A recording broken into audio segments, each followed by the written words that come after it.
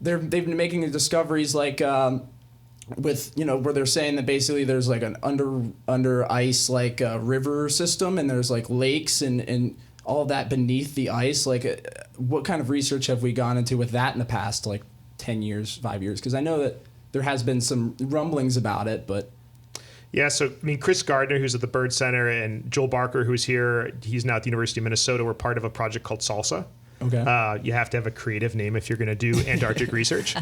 And the project was to drill a subglacial lake. And so they drilled through the ice and they ended up puncturing into this lake. And there's a whole ecosystem that's there that had really not been explored before. And so that whole project is to go ahead and document what was found in that ice, in that lake. And I've seen like the footage from, I think, like an Australian research group that went down there and put like a camera down beneath the like thick ice layer, and like you could see like how the vegetation down there just looked completely different. And like it just makes you think like how much of like beneath the ice like do we actually like I don't know, like I guess like my question is would it be possible to live in Antarctica? Like I mean like like to have like a city almost like a civilization. Like is there parts of Antarctica that are habitable to people?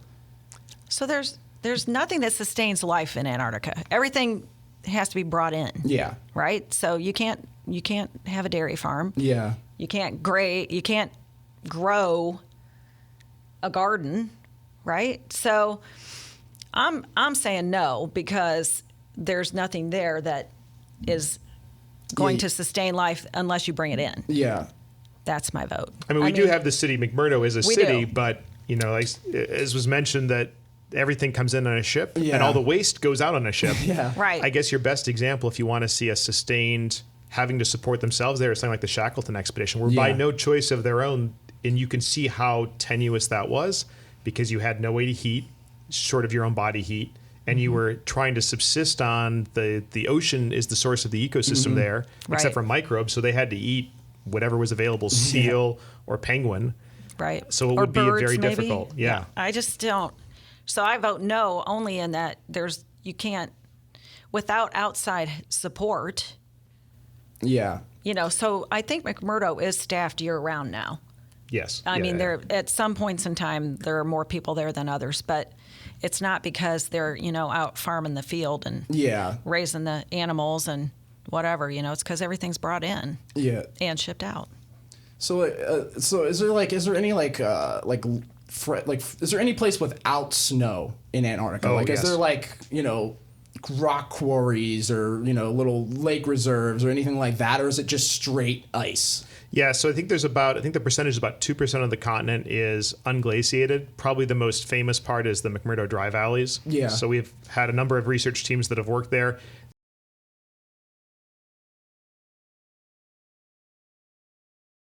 Yeah. But there's less than 10 inches of precip that fall a year. And so what happens is it generally doesn't melt, so it just stacks up. Yeah. But it's considered a cold desert. And in this place, most years there's no precip. So you have a space devoid of any ice. You can see on the mountaintops glaciers that are extending down to the valleys. And maybe for 2 to 3 weeks a year, you get water that it gets warm enough the water can melt. So you get these lakes that emerge. Yeah. And it's considered one of the ecological research sites, a fragile ecosystem that NSF has been studying for more than 25 years because it's so unique. Yeah, because I know in the footage from Operation Highjump with Byrd that they had found there's a video of them running into this body of water. So I was wondering how common are those? I guess it just was one that they just happened to stumble upon and it happened to be the time. So it's kind of you can only see those at certain times of the year kind of thing. Yes. Okay. Yeah. Yeah. Because I guess I'll go into Operation Highjump. It's obviously a huge pot of mythology and conspiracy and all that. So I guess I would ask you guys who do this for a living, was it more than just military operations, or was that just simply it? From all of the information you guys have seen, from Byrd's own writings, from all of it, was it just them preparing for a potential Cold War situation, or were they down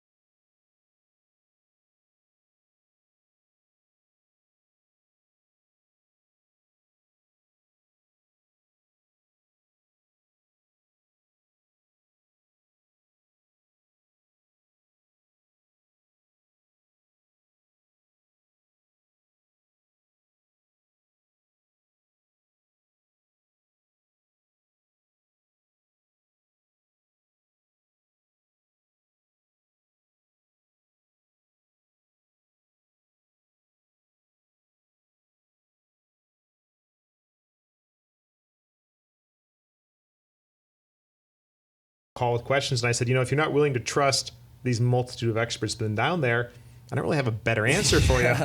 Because they've seen it from so many different disciplines, some of them going back all the way to the 60s. Mm-hmm. Right. And the other thing is to remember is that we are not the only polar archives. Right? So again, the mention of the National Archives and documentation is held all over the place. Mm-hmm. So when I know of it, then I point, if we don't have it, then I want you to keep going, keep looking, keep researching, and I try to help people. And a lot of it is with high jump, and I think the thing that's made people kind of go into it more is the fact that it's so a lot of it is still very classified, and it just again it leads to more questions and more and I guess it gets hard because Well, I will tell you that the folks who declassify information came here and declassified everything in the Byrd papers, every single thing. So the material that we do have that relates to that, all declassified. Okay. So I don't know for sure that that's actually true.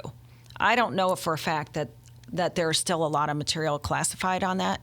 I don't know if that's true. Okay. Just because they spent weeks here, because we do have some, as I mentioned. Mm-hmm. They spent weeks here going through all of it and declassified every document that they laid their hands on, and in fact told me that if other material that they had not seen, it's a large collection, 600 boxes of stuff, that we could assume anything additional related to that we would find in our collection would also be declassified. Yeah, and so you mentioned that you do have information on Operation Highjump that is declassified. What would you say is like the most interesting thing that you've seen from that collection? I mean, I know you haven't gone through all 600 boxes, but I mean, from what you've seen, what was something that was like, oh, that's interesting, Nothing. Yeah, just a lot of... It's just all logistical. Like, there isn't anything to me that was all that. Yeah, and I think... I like the early stuff. I love the early stuff. I like Byrd's handwriting on things. Mm-hmm. I like all the lists he made. I like all the logistical... this is all very U.S. military. Here are your orders. Mm-hmm. We're going to do X, Y, Z. It's just, at this point in time, Byrd is really more of a figurehead and less in control. Mm-hmm. So for me personally, what is there is very much reports and just nothing that really. Yeah, a lot of hearsay. Well, it's just not that. I just don't find it to be. There isn't anything there that. Yeah, it's just a lot of like operations talk. Yeah, I mean, it's just nothing that really. Again, have I read every document? I have not. Mm-hmm. So. Yeah. Remember, my job is to help you find the documents you want to read. Yeah. And I guess when the U.S. military support comes, things become a lot more standardized. Yes. We could talk about what an expedition looks like today, but when they're on their own in the 20s and 30s, you are on your own, mm-hmm. self-supporting, you're arranging everything. And now, in the era we're in now, so much of it's been, there's a process you follow. You apply for your application, you have to fill it out well in advance. There's medical checkup they do, dental checkup, depending on where you're going. There's protocols for how your equipment needs to be handled for personal stuff and lab stuff that's going into the field. And all that's done 2 or 3 years ahead of time to provide the safety net and logistics. Do they provide any training for like how to deal with the cold, I guess? Like, is it kind of like, do they have like a pseudo like space program kind of thing? You know how they like train astronauts how to go to the moon and deal with those climates? Is there anything like that they prepare these explorers, even in modern day, like to kind of give them a sense of what it is going to be like when they set foot on the ice? Well, I think there's a few things. One is the application process itself, and there's a whole giant manual to follow as you prepare for that. When you get there, there's wraparound services, so they have contractors that handle all the transportation logistics. There's a lot of field support people that are there to make sure everything gets done safely. There might be a mountaineer assigned to your team to make sure that there's certain protocols handled if you're in crevasse fields. There is a safety school that they make sure you're able to do a survival school and stay out overnight. Depending on how far in you're going, there might be additional training required or additional staff that's with you, medical staff or mountaineers. But that's something that wouldn't have been afforded then. They would have had to do it all on their own. Versus NSF now has protocols, the National Science Foundation, that you have to follow to make sure that people are safe in the field. Yeah, and so I mean, like, how many? You said it takes like, is it like 3 or 4 years? You said that's like how long on average the process is to from the time you're saying I want to go to Antarctica to the time you actually travel there and set foot on the ice. As I've talked to more of our teams, it's usually a 3-year process by the time you figure out what the team is, what you're going to do, study the maps, figure out the travel plan, put the application in. It's going to take 6 to 9 months to review. You get funding back, and then you have to make sure you have all your gear on a boat leaving some harbor probably 6 to 8 months before you're going to need it. Yeah. It has to traverse all the way down to Antarctica, get offloaded, and be handled and headed to where you're going at the right time. And do we usually take like a straight boat ride there, or do we stop at like a port like in South America or something and then refuel and get supplies and then go down, or is it just a straight drive down? I mean, like, I guess my really question is how long would the trip be, like on by boat, let's say? Well, it varies because we have 3 big bases, so most stuff comes in.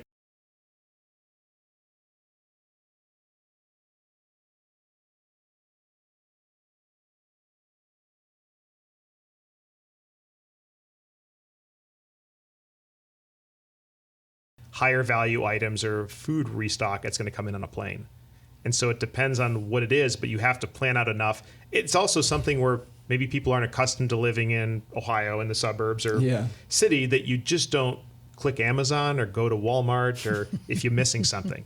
So if you have a critical ingredient and it breaks, you better be able to service it in the field. Yeah. And you have to make sure all those contingencies are planned for, because if you're at that deep field site and it breaks, you've now wasted a lot of money and you have no way to service your equipment. Yeah, and that's not what a lot of people don't think about, those kind of logistics when talking about like exploration in general, like how much equipment you have to bring, especially nowadays with all the technology that we're using down there. I can imagine like, lugging that stuff around, and that's, I guess, what plays into like the difficulty with, exploring the entire continent is just, being able to move all of that equipment and people and resources. Yeah.